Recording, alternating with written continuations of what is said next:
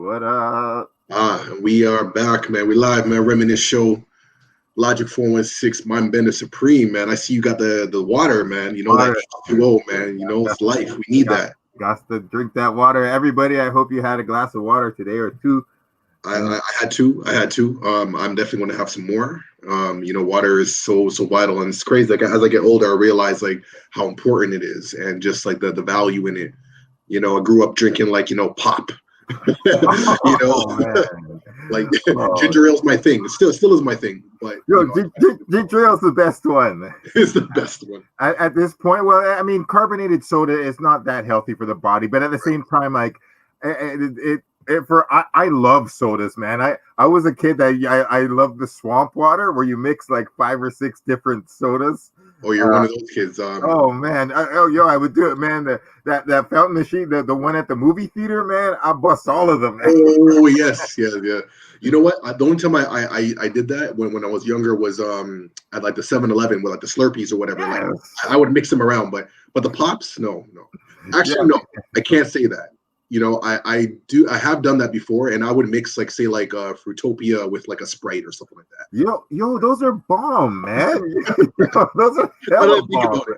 But I didn't do the swamp thing. Like that was just too hectic. I mean, there's certain lines that I wouldn't mix. Like I wouldn't mix Coke with like orange and then ginger ale, and then like, there's certain things like it's just too much. But like man, a couple like Sprite and Fruitopia, man, with a dash of rum in there, maybe, but just you gotta have a little splash, just a little splash, a little swag. You do that, man. Yeah. But I mean, other than that, man, how are you doing though, man? This week, man, there's been some interesting stuff that's come up that we're gonna discuss in a bit. But I'm curious to know, man, like how are you doing though? I'm crawling out. I'm crawling out of what I actually thought was my kind of first depression, and At the end of August, I felt. I mean, right when Chadwick died, when he passed, I really like still on the vibe. But that day I really felt depressed on a level that was like nothing before, because I was like, I'm sad, but I'm crying, and I also I'm not even able to feel certain other problems. It's that bad. So I reached out for some therapy, and it kind of wasn't there. So then I did my own thing, and then I talked to my mom, and I talked to family and friends, and then we did this last week. So I'm better. That's cool, man. I'm happy to know that you have people that you can go to in your life, that, and I like how you said like family, your moms, like friends, like people who know you, you know what I mean? And for me, like I do the same thing too. Like I'm glad that I have people in my life that remind me of me, when I'm not sure, you know what I mean? When you're just so much is in your head, like those people around you are there to ground you and just remind you of like your essence, your greatness, and to move forward in that, So that's it, man. Thank you so much, man. And how are you? Man, I'm doing good. It's interesting. Like we started last week. We started going back to schools. So it's a little strange because we're meeting in the courtyard, like outside. So we're not like actually in the schools, and then we had to divide our group. Our group was about 25, and now it's like we had to like divide it and then put in sections. And then the last session we had was like, I don't know, like 7 youth in compare. So it's interesting, like, and just rolling with what we have, and we have to be like outside, but in distance. And this can only go on for so long because, the weather's going to get a little colder, but, things will probably move online from there. But it's just, just interesting, like coming, like I'm so used to just, walking to the school and we just do our thing. And then now there's, all these like, preventative measures and stuff like that. So it's new for everybody, and we're just making it work. Like the youth that we're working with are excited to reconnect and to build.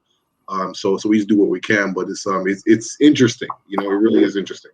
That's real, man. Yo, you're a soldier for doing that for the youth, yo. Like that's my goodness, that's such a challenge, and it's complicated because obviously the government is not making the best decisions all the time, and various governments are on various levels of good to horrible responsiveness to the situation. I mean, we're in some better places, but we have numbers of deaths that are equal to what we had in our first and we're still in stage. That's what we're saying, yeah. But we're still operating now we have stage 1 level deaths back. So, and the government hasn't even gone back to stage 2. So it's Doug Ford and stuff. It's kind of like, yo, man, people just got to really make their own decisions and what is safe to them. So I'm confused because I thought I heard or saw or an announcement of something like that. That's what it was. It was an announcement that was supposed to happen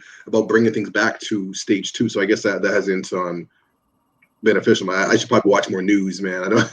No. I mean, this whole stuff has people paranoid and stuff, and just living on that 24/7 news cycle is unhealthy. But I you're right. But I don't know if the government has official. I think they did move some things to stage 2. They shut down a few restaurants, and then they said they're gonna raise fines.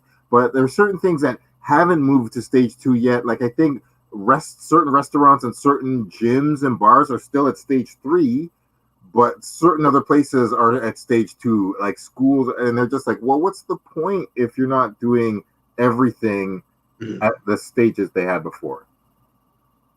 So it's just people. I definitely try to give the benefit of the doubt. Where we're in a new circumstance, and people are trying to please everybody and figure out something. So I understand the challenges that come with that. But it's one of those things where it's like, well, what do we do? What can we do? Yeah, you're out, you're safe. You got your mask on, and just don't touch too many things. Yeah, straight up. I mean, it's gonna be smart to go back to that March vibe that we had, where everyone is like, let's all be inside and shit, and let's all fucking. Well, you know what? I think also because the weather, and we've been having some nice weather in the last couple of days, and people want to be out and about. And I think it's also because we're anticipating that, things will be locked down, and we will go back to, like you're saying, in March, where we're just kind of hibernating and whatnot. So it's let me just get this little bit out, because it's going to get cold anyways. So let me just enjoy this. And so I know a lot of people are in that mindset. I was watching Alberta news, and it's funny, it's news from Alberta CTV, but they're highlighting with Sega Beach. I guess this weekend there was some event with cars, a car show or something like that or whatever, and there was a lot of people out, just what I mean. It was just look like Caravana or something like that. It was insane. Yeah, so they're just well, I guess numbers are probably going to go up now or something. So it's interesting, but it's hard, man, when the weather's nice. Yeah, it's true, and it's just people. It's some people have been out, and I don't know. It's so complicated because I still haven't met or have too many people in my personal life that have actually had the COVID. So it's weird. I don't know how tangible it is for some people, because I was walking through Dundas Center yesterday, and I saw a no mask rally at Dundas Center, and there was sad to say, it looked like majority very privileged middle class white people, but middle to lower class, let me just put it like that, economically and educationally. But it looked like about 150, 200 people in Dundas Square with signs and not masks, but signs and cards and stuff, and all these, and I'm just like, yo, man, I don't know, I waver between conspiracy theorist and very, very practical human being, but come on, man, it's this shit is real. What do you think, that this shit is not real? Yeah, it is, and that's what sometimes when you're a privileged position and you're not affected directly or whatever, that brings certain kind of mindsets or whatever until it hits home. Everything. People's mindsets really change when it's oh snap, my mom's or my brother or my partner or whatever, then it becomes real, but I know me, I try to take as much precautious measures as I possibly can, got my mask, sanitizer, and keep my distance as much as I possibly can, but I'm definitely not going to be diving into no crowds. Just yeah. What I gotta say, what is the thing? Have you done anything that you used to do? What is the most old school, 2018 or 19 thing that you've done? yeah. Pre-COVID, but like, have you done anything that like cautiously done anything, like go to a bar or anything? Yeah, I mean, no, like even all of that, that's true. Like usually that would be something. I went for like wings several weeks ago or whatever, and even that was like the social distancing. You have your mask on, and then I felt kind of weird because like when you're like in there, it's like okay, you're gonna order some food or whatever, and then you got to take off your mask. So then it's like, how do you like, well, what is all this? And then but that's about it though. But yeah, like that would be like a regular occurrence. Like you said, like going to concerts and just I don't know, like stuff like that. Now I'm just like, whatever. I'm cool with just being at home. I'm a homebody anyway, so it's all good. But like you said, like things that I normally would be doing, like just being more out and social and going to events and stuff like that. Now I'm a little more hesitant, and I'm just like, yeah, just send me the Zoom link. I'll watch it in my pajamas. Yes, I feel that, man. And I actually I've very cautiously I've been to 2 movies, and like thank goodness they were very limited. There was only 30 people in each theater, and I'm going to Paramount downtown, which usually looks like it seats 200. So these are very big theaters. We went at very off times, right? And I was the first time I went, I was super paranoid. I was like, shit, man, like. I read this article. I did some research, and I read an article how in the States the doctors were saying, "Do not go to theaters. This is one of the worst places you could possibly go." And I was like, my boys brought like they got like the guy 2 homies from Scarborough that I've been going to movies with for 15 years. We love comic book movies. Yeah. One of them had a birthday, and he's like, "Yo, we're gonna go to the movies for a birthday just to celebrate and be very cautious." And I'm like, "Oh God, is this theater ticket gonna kill me?" Right. But it was all right. It was fine. And yeah, it was. They had like pretty good precautions in the theater. Yeah. They didn't do the temperature on the head, and I was like, shit, yo. So it's like, why not? Yeah, exactly. I'm like, yo, I was ready for that shit, yo. Like, and I've seen those guns. They're pretty useful and pretty straightforward and quick. So yeah. Whatever, but yeah, man, it's like I said, like everything's a second guessing now. You know what I mean? It's like, hey, you want to come here and there, and it's like, who's there? How many people? Yeah, do I know these people? Where are they coming from? Like, oh, you got friends from Ottawa, you got friends from Niagara Falls, and all these like intersections coming together in one place, like Union Station. I don't know, man. Just think about that. But like things like that you normally wouldn't think about. It's like, oh, you got people coming in from out of town? Sure, let's link up. Like it's not even like a thought, you know what I mean? But now it's just like, I don't know, man. Yeah. It's just so wild. And I think I mean, we won't talk about it forever, but there's just certain parts of it I do want to acknowledge. I do want to dip in, especially in America, since they passed 200,000 deaths a couple days ago. And whoa, hold on. 200,000 deaths. That's what you're saying in the States. Officially, yeah. And the world officially passed 1 million deaths yesterday. It's officially 1 million COVID deaths as of yesterday. So, and it's like, technically, I mean, well, no, it didn't start in March. It started over here in March, but it started in China like last November. So. So it's like, I don't know. Who knows where where we start the beginning marking of it? But that's wow. I did not know that, man. That's really scary, And like I said, like knowing that we're coming into the colder seasons, and it's going to be interesting to see what that's going to look like. Yeah, it really is. Doug Ford even said it's going to be a more complicated and complex version, the second wave of the strain. And the other thought is like, there's going to be like places like New Zealand that are doing very well, and they've in Vietnam who've done very well to, flatten the curve, so to speak. But America, I mean, it could be like the rest of the world is like quite cured while we're watching America still suffer with it, like maybe a year, at least 6 months after everyone's kind of gotten past it, because America just keeps fucking around. Living in America. Yeah, it's gonna be brutal. But peace to all the surviving homies out there, homegirls with the hip hop heads. Like, It's gonna be wild. Absolutely, man. Absolutely. Yeah. But, Well, speaking of America, one of our let's go Canadian peeps. I don't know what's going on, man. Tory Lanez recently dropped his album, or an album mixtape or whatever you want to call it, Friday, which is basically dedicated to Megan Thee Stallion. I guess it's his way of replying to some of the allegations and things that have been, circulating and what have you. He's been pretty quiet for a while, and I guess his angle for handling this situation, this dilemma, this entanglement, whatever you want to call it, releasing an album.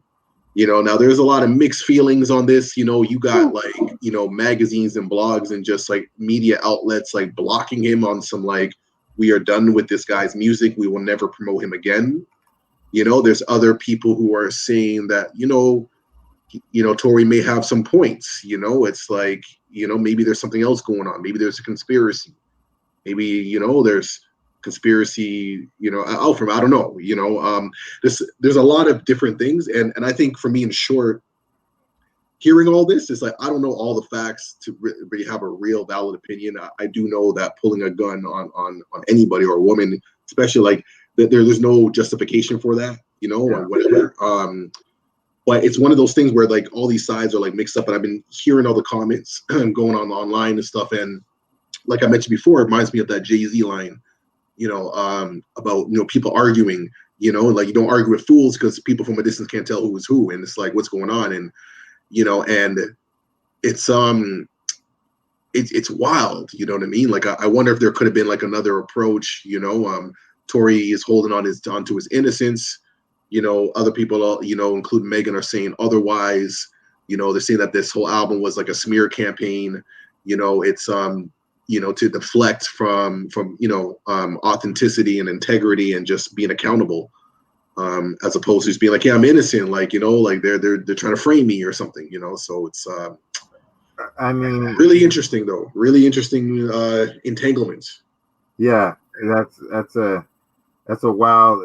good framing of it, because hip hop has got to kind of hopefully deal with some kind of justice or response, punishment, remedy, hopefully like peaceful resolution if that was possible. But if not possible, I mean, that's best case scenario. I mean, there's rumors about them both being drunk or just Tory being drunk. I mean, I'm not defending Tory at all personally, because I think that it seems like he shot her from the facts that I gather. And I think putting out an album at the same time is very poor taste, especially the same week of the Breonna Taylor verdict, with the cops not getting any punishment, really. It's just very poor timing and poor judgment on Tory's part at best. Just to add, me like to play the balance, position. In terms of like the release date of the album, that specific date, it also coincides, I guess, with his mother's birthday. I can't remember if it was mother's birthday or death anniversary or something along those lines. I can't remember what it was. So there's a connection. He mentioned, I saw that in another like blog or whatever. So that's fair to acknowledge. Nevertheless, it is interesting timing considering the climate of what's happening, and so it is interesting timing. I thank you for telling me that, because all of those facts are relevant at the same time. Even if I say, hey, Tory, I still think it's a bad decision for you to put out the album, because you said that you were going to have an Instagram post talking about it, but then you surprise released the project. Like, that is a little shady marketing. But if it also happens to coincide with your mother's, something special with your mom, that has to be acknowledged. But that still wouldn't take away your guilt if you are guilty of doing this. And all the facts in my head point to saying yes. You know something? Yeah, as you say that, like, because when it's so interesting that you say that, right? Because like, him mentioning about like, his mother or whatever, for a quick second, it gives me a bit of like empathy. You know what I mean? I'm like, well, lost his mother, but then again, I'm like, this is probably not the album to dedicate to your moms, like considering, you know, maybe, you know, like, but I don't know. Yeah, it is interesting. I'm like, okay, it's called Daystar. I'm like, okay, you're using your real name. So I'm like, what is this about? Like, how, like, are you coming on some super honest, authentic shit, or are you really like? That's how it's presented. Yeah, how it's presented, like he's coming across like that. Because in the album, like, you know, I kind of skimmed through. I listened to certain songs, whatever, because I was really just trying to get an idea of what he's trying to get across. And you know, throughout the album, it's like, you know, it's kind of like showing that in one end he's like upset about the scenario, but then it's kind of like he's bigging up like the relationship and saying that this was something more meaningful and trying to get her back. And then, you know, and then it goes into a whole bunch of other different stuff, like talking about, you know, Breonna Taylor and just like some of the things that have happened with Black lives, and him showing that, like, you know, he's there supporting Black lives, you know, because, you know, his son's Black and his, you know, the mother of his child is Black, and using all these different things. But then on the flip side, it's like, how do we actually show up for Black women? How do we actually do that in real time? You know, it's great, you know what I mean, that we can say all this, but how do we actually show that? Absolutely, you said it, yo. And yeah, because he hasn't shown up in quite a few weeks. He hasn't said much or done much, and like, you used to be with this person, so I mean, are you using your relationship with her as like part of your marketing campaign? Like, that's not that honorable, man. And like, so like, I mean, there's I don't want to just stomp on him the whole time.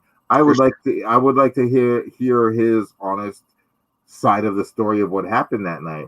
And until we get both of them.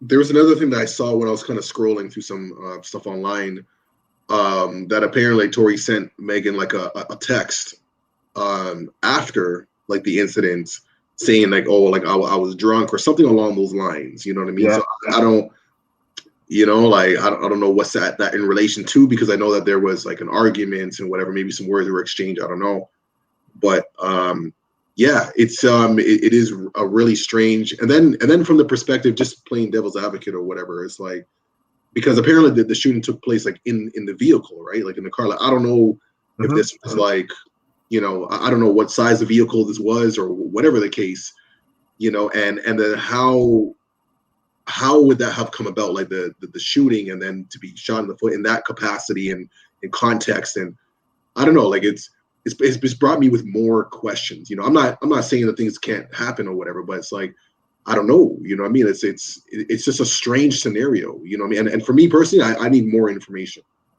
There needs to be a time where like both of them clear the air. That would be nice. But you know, I mean, as with any story or anything, people take the facts that they have or that are presented to them and create the story that makes most sense to them.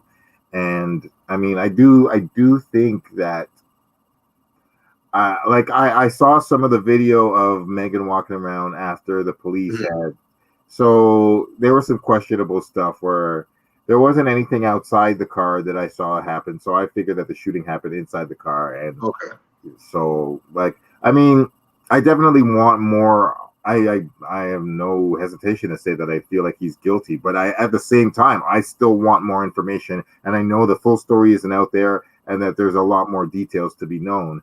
And like, I want the punishment to fit the crime. And then just like, I guess that we can't really know how to punish him if we don't know the details of the crime yet. We know an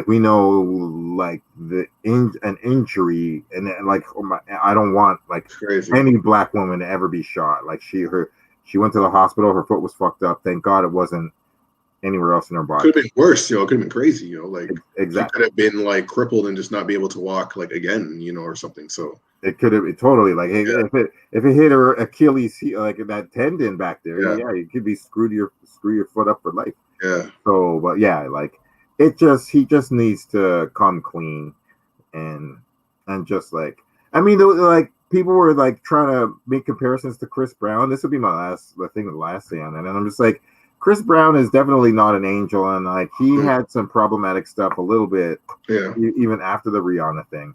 But I separate Chris Brown from all other abusive people, like Bill Cosby, Weinstein, and Kevin Spacey and all that. Chris Brown actually went to jail. Chris Brown actually put in some work to try to change a bit, even if he backslid a bit and was still fucking around and not. Nobody's perfect. Yeah. It's not about perfect. But Chris Brown went to jail. Yeah. He did, you know. And not only that, like Rihanna took him back and they had another relationship after the beating. And then she dumped him again. I'm like, yo, the world still talks about him as he's like the worst abusing dude. I'm like, yo, the woman he abused, like, totally forgave him 100% after he went to jail. Like, you can't do really much more than that. Yeah. So, like, and if Tory were to do some of that, then it would like really look good on him.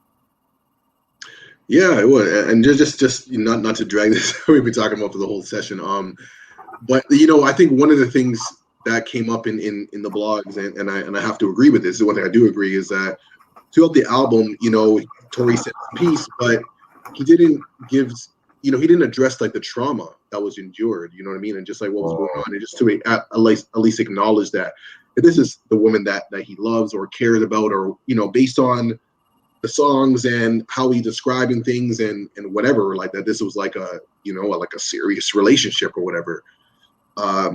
Addressing like the trauma and how she's feeling would have been a very wise motive, you know, that would have been really, really wise for him to address, because at least it's like, okay, you know, you're being transparent, you're being authentic, like that would be shown authentic, like, know that you're sorry that this happened, it's crazy, like, you know, baby I love you, or whatever you want to say. You know what I mean? But it was just completely off, and it was just like, it's like they're lying, like, you know, they're telling you, they're just trying to throw shade, and you know, like, and wow, that kind of mentality, you know. So I think that was a missed opportunity for him to really, you know, be authentic and just have like integrity, you know, in the midst of this.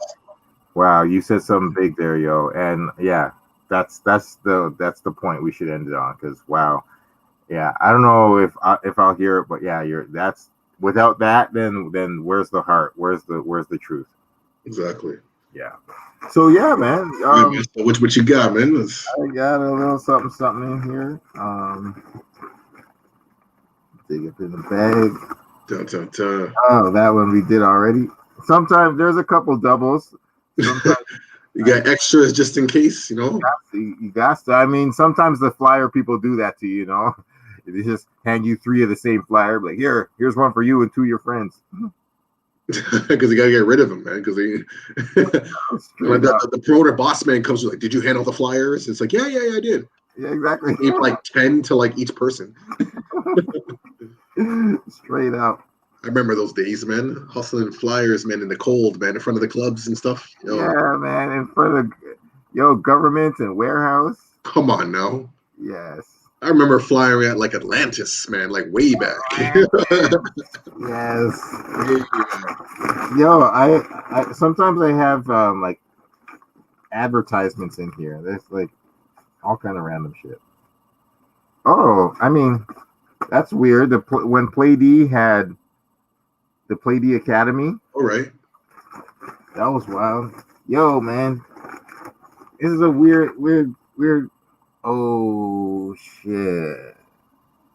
Julie Black, yo. Yeah. Oh, Julie Black will always get maximum respect from me on many reasons.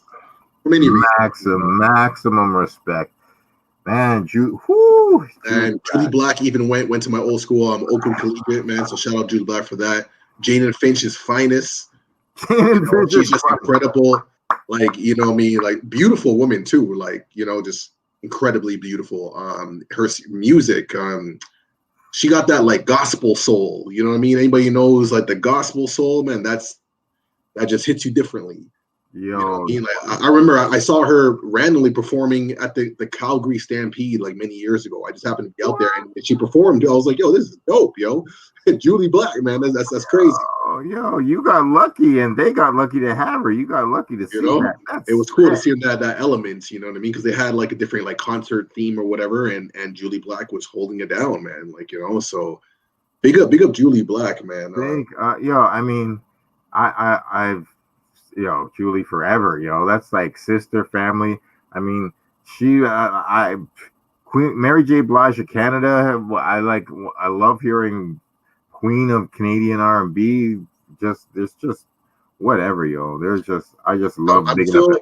I'm still cheesed that Nas didn't give Julie Black proper credit on that If Heaven Was a Mile Away song.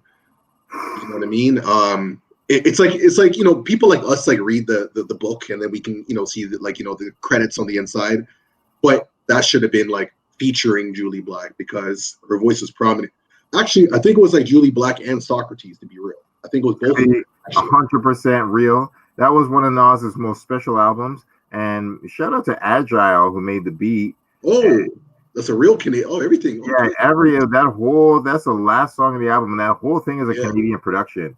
Agile made the beat, and you're so right. It was Socrates and Julie Black that was If Heaven Was a Mile Away. Oh,